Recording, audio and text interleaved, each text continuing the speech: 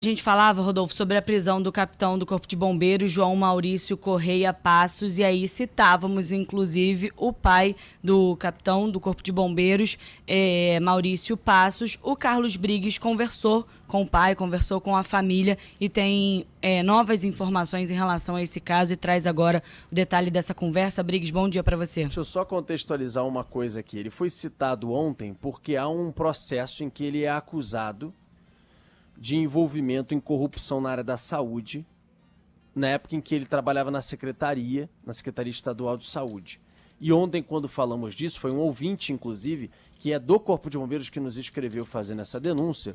Quando ontem falamos, obviamente, foi uma fala que contundente diante de um pai acusado de corrupção e de um filho dos crimes que está sendo acusado. O filho pegou o carro bêbado, matou um ciclista, fugiu do local, já tinha deixado a mulher paraplégica porque dirigiu bêbado, batia na mulher, estava estrangulando a mulher quando foi preso em flagrante por PMs, foi para uma audiência de custódia e foi solto. Dias depois pegou o carro e matou um ciclista na aula do Recreio dos Bandeirantes, na altura do posto 10. Então a gente falava sobre isso ontem.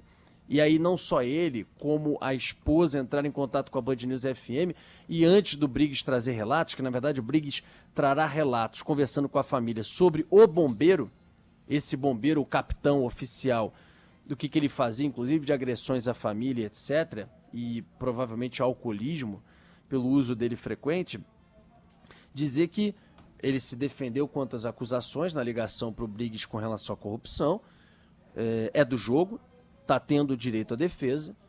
Quando conseguir ou não, a gente pode até voltar ao assunto, tem que esperar para ver que condenação, que destino terá na justiça. A acusação está feita pelo Ministério Público nessa acusação da qual já havíamos falado. Vamos lá, Briggs, 9h58. Bom, Rodolfo, bom dia para você, Ágata Pinho, todos que nos ouvem. Eu conversei longamente com o Maurício Passos, que é o pai do João Maurício Passos, e com a mãe dele também, a Marlene Passos.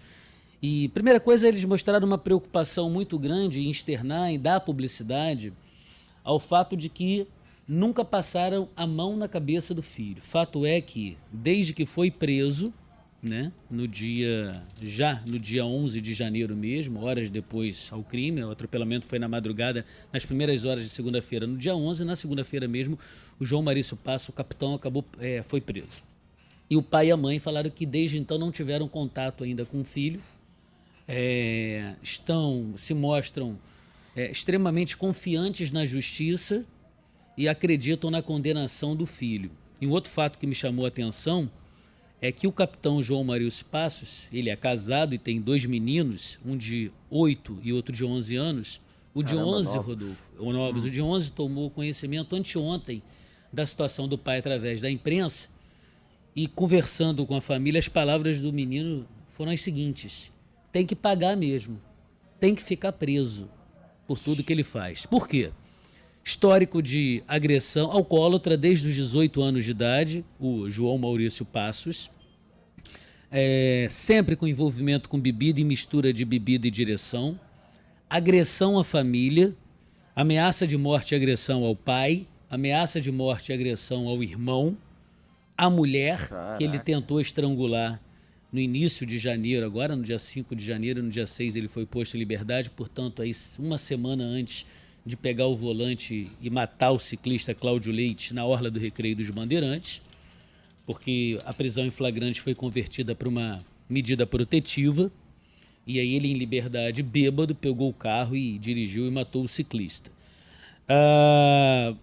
Tem histórico, portanto, de agressão. E aí um detalhe, Ágata, eu vou te pedir para a gente primeiro colocar a palavra do pai do Maurício Passos, quando ele fala o seguinte: olha, além desse acidente que toda a mídia já noticiou, esse acidente em que deixou a mulher dele paraplégica em outubro de 2018, João Maurício estava bêbado, pegou o carro, colocou a mulher junto, se envolveu no acidente esse, Rodolfo, que perfurou o baço e o pulmão da Cristina, Caramba. Múltiplas fraturas, 50 dias internada no hospital, 48, estou arredondando para 50, teve um AVC isquêmico e ficou paraplégica. Nós já sabemos, a imprensa já divulgou, que na agressão agora do início de janeiro, ele forcou a mulher dizendo que queria uma mulher de verdade, não queria uma mulher inválida.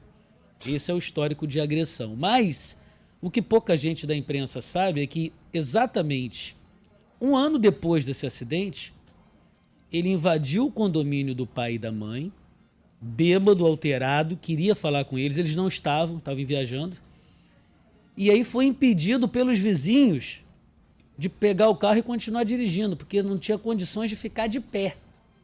As palavras são do pai do João Maurício, Maurício Passos, que disse que, diante disso, abriu um inquérito junto à Corregedoria do Corpo de Bombeiros para atuar, inclusive, a conduta do filho. Eu meti a caneta dele na Corregedoria, tem um inquérito lá. Aí ele falou para mim que ele ia me matar, ao meu filho mais novo. Ele chegou aqui bêbado, o pessoal tomou a chave do carro dele e expulsou ele do condomínio. Aí ele começou a correr no meio dos carros, a pé, de tão louco que ele estava. E aí, Rodolfo, a gente falava sobre esse caso de históricos de agressão, histórico de violência, o pai e a mãe. A mãe chorava muito comigo no telefone, dona Marlene, muito, ela está com muita dificuldade. Disse que a família está destruída por tudo que está acontecendo. Disse que quando viu aquelas imagens, que toda a imprensa divulgou, do João Maurício fazendo aquela dancinha com aquela garrafa de bebida na mão perto do carro, disse que olhou ali e falou, ali não era o meu filho. Aquilo ali não era nada do que a gente reconheceu, tudo que a gente tentou dar para ele de educação, não sei que homem que ele se transformou, fizemos de tudo, temos outros filhos que não enveredaram pelo mesmo caminho, mas ele sempre foi muito complicado e fizemos de tudo e não conseguimos, palavras da família, não conseguimos resgatá-lo, salvá-lo de todo o histórico de violência, de bebida, enfim, de desvio de conduta. E aí eu fiz a seguinte pergunta, Rodolfo, para Marlene Passos, que a gente tinha até conversado fora do ar, né? Sobre a questão da juíza ter, na audiência de custódia, convertido a prisão em flagrante para medidas protetivas. Ariadne Vilela Lopes. Eu acho, Pinho, que não é não. Eu acho que, depois a gente pode confirmar, mas no que eu tenho aqui é Caroline Rossi Brandão Fonseca. Eu não sei se é a mesma. Não, é a Ariadne mesmo. Tá, então depois a gente... Ok. Bom, a juíza que deu a decisão... converteu, portanto, a medida protetiva. E eu perguntei, Rodolfo, a Marlene Passos, a mãe do João Maurício, falando, ô dona Marlene, se fosse a senhora juíza e estivesse julgando o seu filho, pelo que a senhora conhece do seu filho, pelo histórico, pelo que a senhora sabe de agressão, de descumprimento de regra, a senhora daria medida protetiva para o seu filho? A senhora livraria o seu filho da prisão? Com a palavra Marlene Passos. Não, foi o que eu mais falei aqui. Não devia ter posto ele em liberdade. Se ela tivesse mantido ele preso, o ciclista não estaria morto. Ele que responda, isso que eu falo. Eu queria pedir perdão à família do ciclista, mas eu não tenho coragem, eu não tenho. Meu Deus, Nossa. Ele atropelou um homem, rompeu uma vida. Olha o que a dona Marlene falou. Ela não só pede perdão à família do ciclista, e um cara que bêbado pega o carro, mata o ciclista, sai do carro cambaleando e foge do local, como também ela disse o seguinte, se eu fosse a juíza, eu jamais teria soltado meu filho, depois que ele foi preso em flagrante. É claro, como nós falamos aqui no programa, que a juíza vai ter suas alegações. Alegações ali colocadas no momento, às vezes alegações colocadas pela própria mulher agredida. A mulher que já foi agredida sabe o que é a vida de uma mulher com a justiça que a gente tem, que muitas vezes, se você mantém o pé firme, e tem que manter, essa é a verdade, mas se mantém o pé firme, depois ele vai te encontrar na rua, na próxima esquina, ou vai voltar para casa com a soltura que ele conseguir. Muitas vezes ela também não consegue ir tão a fundo, ou tem medo de ir a fundo, tem pavor de ir a fundo, enfim, manter até em juízo muitas coisas. Mas a verdade é que, como disse a mãe, com o histórico todo dele, ele tinha um histórico não de agressão só à mulher, tinha história de agressão ao pai, ao irmão, à mãe, à família inteira. Bebida desde os 18 anos. Nunca fez nada dentro da corporação Corpo de Bombeiros? Virou capitão, virou oficial? Caramba, né? Mas tudo bem, pode ter enganado durante muito tempo, né? De qualquer maneira, esse cara, se tivesse ficado preso, como disse a dona Marlene, não tinha matado o ciclista. Isso não aconteceu. E ele matou um ciclista na orla do Rio de Janeiro. A vida desse ciclista já era. E dessa família também. Graças a um criminoso, ele é um criminoso, que nem respeitar a família, ele respeitava. Ah, Rodolfo, mas poxa, é a questão do álcool, é um vício, essas pessoas precisam de tratamento. Eu sei disso. Eu sei que as pessoas do álcool, as pessoas que se tornam alcoólatras, elas precisam de tratamento, precisam de ajuda. Mas não dá para passar a mão na cabeça de quem, por causa do álcool, acha que pode, por causa disso, pegar o carro, dirigir e matar alguém, espancar a mulher, que ele tinha deixado já paraplégica. Obviamente, agredir o filho, ou verbalmente o filho, que viu tudo e que o próprio filho disse que o pai tem que pagar mesmo, tem que ficar preso. Bater no pai, bater na mãe, destruir as coisas. Aí não, tá passando dos limites. Uma pessoa que, totalmente, né, passando dos limites é pouco.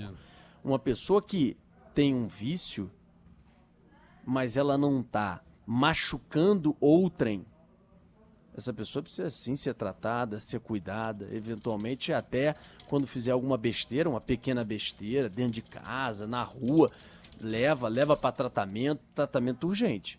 Agora, quando ela pega um carro e mata alguém, não dá para passar a mão na cabeça. Pelo amor de Deus. Ele se transformou num assassino. O carro na mão de alguém como ele estava é uma arma e mata alguém como matou o ciclista. E recorrente, né, Rodolfo? Como a própria família já falou, caso recorrente de vizinhos tomarem a chave da mão dele porque ele estava bêbado e ia pegar o carro. E um detalhe, esse menino que falou que o pai tem que ficar preso tem 11 anos. Está falando de uma criança, né? Se você me permite, Rodolfo, rapidamente, tem notas aqui. O Corpo de Bombeiros informou que o capitão Maurício já responde a conselho de justificação da corporação por condutas inapropriadas, incluindo atos de violência doméstica. A nota ainda esclarece que o militar recebeu auxílio da Diretoria de Assistência Social da corporação em pelo menos 3 ocasiões desde 2017, a última foi em 2020, com casos relacionados a alcoolismo. O comunicado destaca também que, em mais de uma ocasião, o oficial chegou a ser atendido pelo Serviço de Psicologia do Grupo de Recepção e Acolhimento Multidisciplinar. E a defesa está no caminho que você já tinha indicado para a gente. A defesa está tomando esse caminho do consumo do álcool.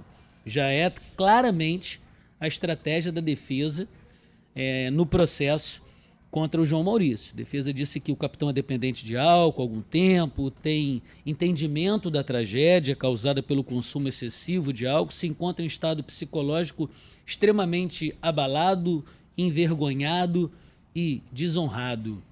Portanto, a nota aí dos advogados de defesa que representam o capitão João Maurício, como eu disse, claramente é o caminho desenhado da estratégia de colocar, enfim, de levar a condição dele de dependente do álcool. Sobre a declaração da mãe do militar que o Briggs trouxe, falando sobre a soltura na audiência de custódia, naquele episódio da semana passada de agressão à própria esposa, um ouvinte que nos escreveu, mas não se identificou, final de celular 0921, diz o seguinte: quem pediu para soltar foi a promotora, a juíza não poderia prender. Parem de falar o nome dela e fala o nome da promotora. Lembrando que no dia em que o Rodolfo fez o primeiro comentário aqui no jornal, no dia que a gente abordou esse assunto da soltura, no dia seguinte ao atropelamento, falamos da soltura na semana passada, no dia seguinte ao atropelamento do ciclista, a gente trouxe também, e pode reforçar agora também, o nome da promotora que recomendou a soltura lá na semana passada, Rosemary Duarte Viana. Mas a promotoria, Rodolfo vai me corrigir se eu estiver errado, a promotoria ela recomenda a decisão final. Claro. Quem foi que escreveu isso? Quem foi que escreveu Não isso? se identificou, um ouvinte nosso. Não, então, promotor... até um profundo desconhecimento, inclusive, do processo legal. Não ouviu a gente no primeiro dia, porque demos o nome da promotora cobrando da mesma maneira. E 2, desculpe, quem tem caneta, caneta, tô até mostrando a caneta linda que eu recebi de um ouvinte nosso, ele escreveu até que o Rodolfo Schneider da caneta, tô usando ela, inclusive, no Jornal da Band esses dias, que estou fazendo lá as férias do nosso querido Eduardo Oineg. Quem tem a caneta para decidir é a juíza. Isso. Mas fulano recomendou, e daí? Você pode, como juiz, ignorar solenemente a recomendação e dizer que não vai liberar. Ponto final. O mesmo vale para a medida protetiva. A medida protetiva a mulher pode solicitar na delegacia sobre ameaça física ou psicológica. a delegada da Delegacia de Atendimento à Mulher ou o delegado de uma distrital pode acolher e recomendar, né, Rodolfo? A justiça, mas quem vai decidir se a medida protetiva vai mesmo entrar em vigor e vai proteger aquela mulher é o juiz ou a juíza, pessoa do processo. É tanto que no dia que determinou a soltura, a própria juíza estabeleceu algumas cautelares em troca do alvará de soltura, entre elas a proibição de que o João tenha contato com a esposa. Valeu, Briggs. Um abraço para você. Valeu, Obrigado.